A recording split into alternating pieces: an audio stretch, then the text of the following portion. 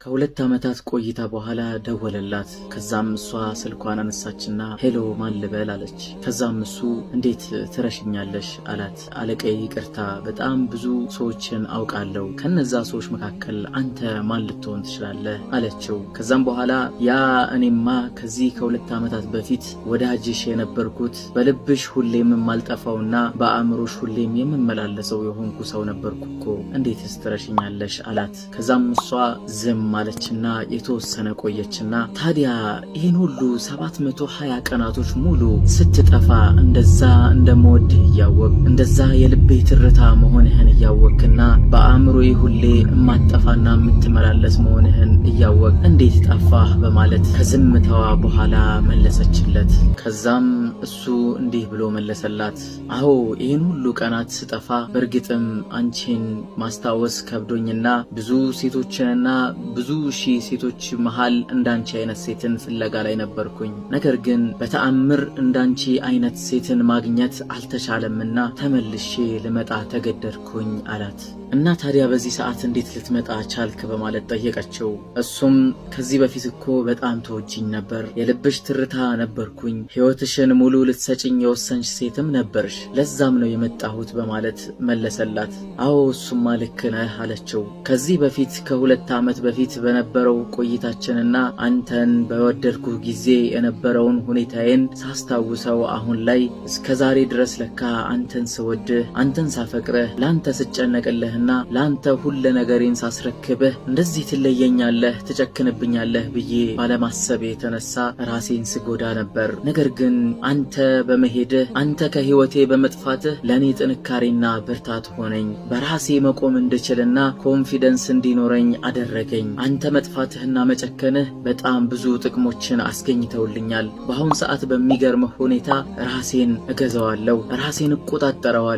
ሁሉ ነገር ቢመጣ አያሸንፈኝም፣ ልቤም ጠንካራና ደንዳና ሆነ አለችው። ከዛም በኋላ እሱ እባክሽ ይቅርታን እጠይቅሻለሁ፣ ከሁለት ዓመት በፊት በነበረው ፍቅራችን ይሁንብሽ፣ እባክሽ እድልን ስጪኝ አላት።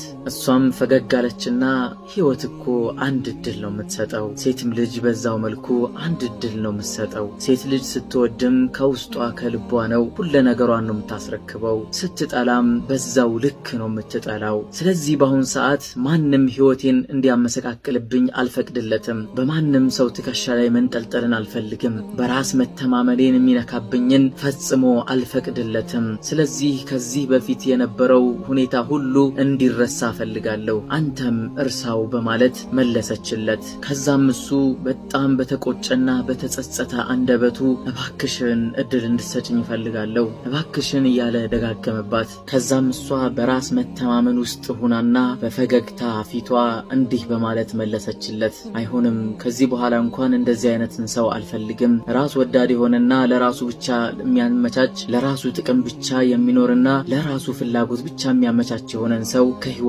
ማራቅ አለብኝ። እኔም በራስ መተማመኔ በዚሁ እንዲቀጥል እፈልጋለሁ በማለት መጨረሻ ላይ ስልኩን ዘጋችበት። አዎ ህይወት አንድ እድል ትሰጣለች። ያንን እድል እንዴት መጠቀም እንዳለብህ ካላወቅ ከዚህ ታሪክ መማር ይኖርብሃል። ምናልባት ሴቶች ሲወዱህና ሲያፈቅሩህ እንዲሁም ላንተ ልዩ ቦታ ሲሰጡህ ምናልባት አንተ ከሌሎች ወንዶች የተለየ ቦታ እንዳለህና የተለየ ነገር እንዳለህ አርገህ እንዳታስብ ያ እድል ሊጠፋ ይችላል። ስለዚህ መጠቀም ካለብህ ያንን እድል በትክክል በአግባቡ ልትጠቀምበት ይገባል። ምክንያቱም የሴቶችን ባህሪ በደንብ ካወቅከውና ካጤንከው ሲወዱም ሆነ ሲጠሉ በጣም ድንበርን ያልፋሉ። ያንን ነገር አንተም ልታውቀው ይገባል ማለት ነው። በሴት ላይ ቁማርን የምትጫወት ከሆንክ የሆነ ሰዓት ላይ ያ ቁማር ዙሮ አንተን ሊያጠምድህ ይችላልና ከዚህ ታሪክ ልትገነዘብ ይገባል። በተመሳሳይም እህቶች ከዚህ ታሪክ የምትማሩበትን አንድ ነገር ሹክ ልበላችሁ። ወንዶች ብዙ ጊዜ ምርጫን ሲያጡ እንጂ ሊመጡ የሚችሉት መጀመሪያውንም ከናንተ ከራቁ በጣም ብዙ ምርጫዎችን አይተውና ብዙ ሴቶችን ተመልክተው ነው ተመልሰው ወደ እናንተ ሊመጡ የሚችሉት። ስለዚህ እንደዚህ አይነት ቁማር የሚጫወትብሽን ወንድ በህይወትሽ ውስጥ ልታሳትፊው አይገባም። ምክንያቱም የራስሽን በራስ መተማመን አጥፍቶ የራሱን በራስ መተማመን ሊገነባ ይፈልጋልና ከዚህ ታሪክ ልትማሪ ይገባል። ወሰላሙ አለይኩም ወራህመቱላሂ ወበረካቱሁ።